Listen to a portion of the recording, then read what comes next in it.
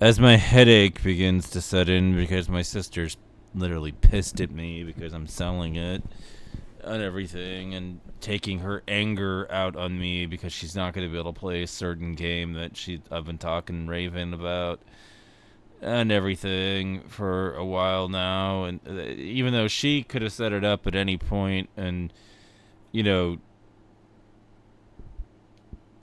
she could have set it up and put it in, and and everything, and it would have been no big deal and everything. But my, you have to think a lot about how bad things had to be, you know, for things to get this bad. I mean, my anger towards Sony began years prior, right? I mean, this right here, you know, this is not something that happened and rage wise that had begun, because of the fact that this latest little outrage and shift to all physical and everything pissed me off. I mean, in order for things to decay to the point in which I would be so enraged that it would just take one little push from a bad decision from Sony to break the ice underneath their feet and cause me to sell this thing and basically say, I don't even want access to your ecosystem. You've got nothing that even tempts me and everything. Sony had to be fucking up for a long time prior than that, and have lost and pissed away a considerable amount of goodwill, before it got to this point. See, from my vantage point, this push into all physical is only the latest outrage, and everything from them. The first, it began years ago, and it began as whispers among my friends who didn't care to court controversy and everything. And so the thing was that we were talking in private amongst ourselves in DMs and that sort of thing about all of this and everything. We had taken behind the shadows to voice our discontent to each other and everything, and to bounce off reinforcement about our feelings to each other.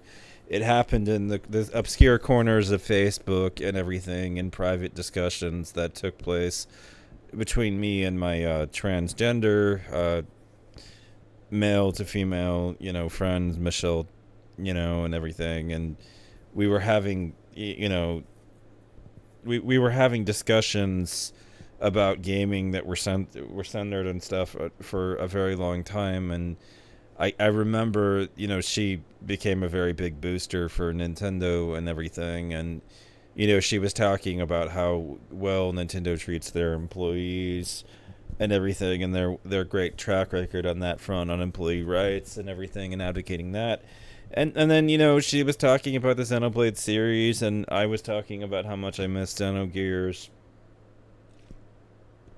and everything, and how it was the best JRPG story that I'd ever witnessed and everything. And we were having this back and forth, and we were talking about the gaming news, and very quickly it became evident that I was taking a dim view of the direction that Sony was taking. And this was this happened, these discussions were taking place at like 2021, in the context of era, not recent. I mean, we were talking about this, and I was expressing casual disease with what was happening, because I was like, Sony objectively has the most powerful system and everything, and the most capable system at this point and everything, that has so much power to it and everything, and is capable of doing a lot. But where are the games, man? I mean, I know that there are technically games for it, but there's very little that anybody actually wants to play, and so it might as well have no games and everything. And we were having that discussion, joking about it and everything, and we were talking about how like Nintendo had just had this constant churn of game after game after game, and had become kind of a factory assembly line of creativity that was just coming out of them and oozing out of them every couple of months and everything. And so we were having this discussion about how things had changed, and how the villain that I had become familiar with was Nintendo and the hero was Sony, but they had switched places and everything. And we were having this talk, bouncing off each other. And I had come into Nintendo's wheelhouse. I had been kind of, at first when this happened, I remember that like my little inch into the Nintendo ecosystem started with you know a little bit of a very naive, like very reluctant play of the after years on the Nintendo Wii. And then a couple of years later it was easing my way into to playing around with the Nintendo DS and the remakes of Final Fantasy 4 and 6 and everything. And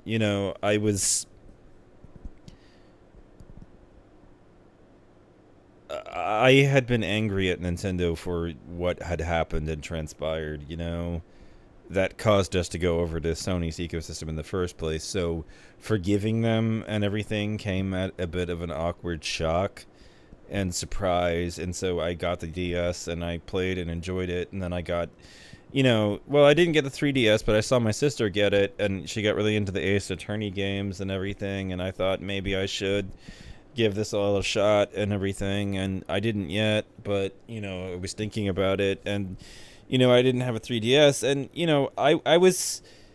I was focused in other directions during the 3DS era, so I didn't catch a lot of what came out at that point and everything. But by the time the Switch came out, it was just so overwhelming.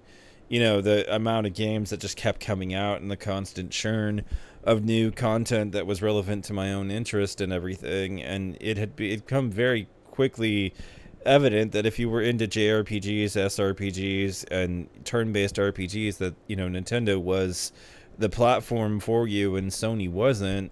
And so we were having this discussion, and we were talking about it. And then the PS5 Pro launched, and then it set the discussion that was already happening on fire, in the sense that we really became chattery after that point, where we were discussing with each other that, like, for one thing, the graphical improvements that have happened gen over gen have reached a point of diminishing returns and everything, and nobody really seems to care about it. You're seeing this absolute resurgence of games like Animal Crossing that don't have the best graphics at all and yet are doing phenomenally well and everything, and proving at the end of the day that gamers don't really care that much about graphics and everything. And Sony is now chasing this dream, and we've seen this story play out. Isn't this familiar?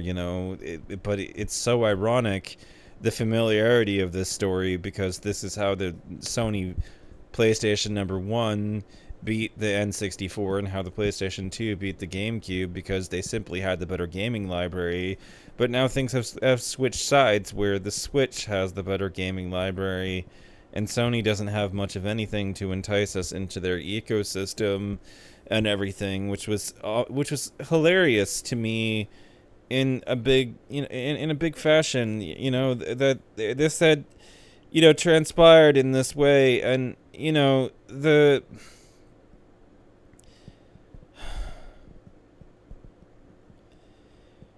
and we were having this discussion about how there was diminishing returns on the graphics and everything, and that nobody cared. They just wanted games and everything. And I was expressing over and over how I'd basically grown up playing Dragon Quest, 3, 4, Phantasy Star 4, the Lunar games on the Sega, and then also Final Fantasy on the Super Nintendo, and Chrono Trigger and all that other stuff and everything, and then followed it into the PlayStation era with Final Fantasy 7, and everything. Although we had played 6 at the tail end of the SNES era and fell in love with it, especially, we feel it's a better game than 7, even though 7's the one that everybody's played and remembers. They don't really remember 6 all that much. Not everybody does, but we loved it way more than 7. Although 7 is a great game in its own right. No, don't get me wrong. I'm not saying 7 is bad just because 6 is better than it. No, it's a great game. It's just 6 is really the gold crown, that 7 has been anointed with by so many of the fans. No, it's 6. You know, you can always tell a long-term Square Enix fan too by the fact that they prefer 6 to 7 and everything. And so, you know, the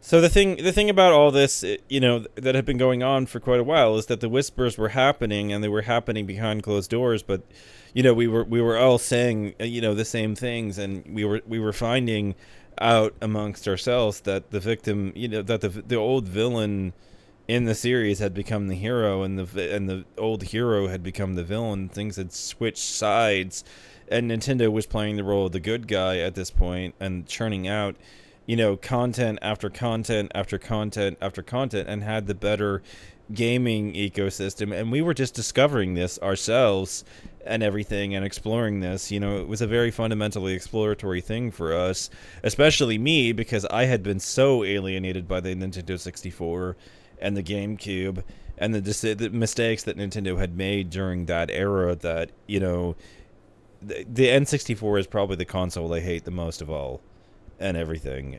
And it's so ironic because the Switch is my favorite console of all time. You know, so Nintendo has both my most hated and most favored consoles of all. And, you know, why do I like the Nintendo Switch so much? Because of the gaming library and just how massive it is on it. The number of games, and just how many RPGs, and, you know, it's just an absolute frenzy of them on that one. And yet, you know, here on the Sony PlayStation, it's been a drought of RPGs and RPG, SRPG, and you know, and everything. The people who like those kind of games have been treated as an afterthought for Sony for 5 long years. We're now 5 years into the launch of the PlayStation and everything, and Sony still does not have a single exclusive that is a turn-based RPG and everything that belongs to them and only them, in order to sell the console to the kinds of people who have the taste in video games that I have. And so, you know, this is a moment, you know, where basically physical is Sony decides that they're going all digital and everything, and it comes at a moment where Sony has already been alienating us for quite some time. You know, I've been wandering around, going for walks. While I'm on the walks, fixated on this, wondering why the fuck I bought this thing in the first place, and what a giant ripoff it all was. And it was about $500 back then, if I recall correctly. Mom sure seems to. I don't know why I bought this thing. I haven't had a good reason for owning it this entire time, and you know, I'm sure there are gamers that are excited about Grand Theft Auto 6 and Wolverine and everything, but that's them, man. Those games ain't for me, you know, fundamentally and everything. And, you know, I just thought I'd take the money that I made from the proceed-wise from this and put it in my savings account and everything, you know, but things had to get really bad, and they had to be bad for a long time for me to be looking at Sony's ecosystem and thinking, I don't even want access to it.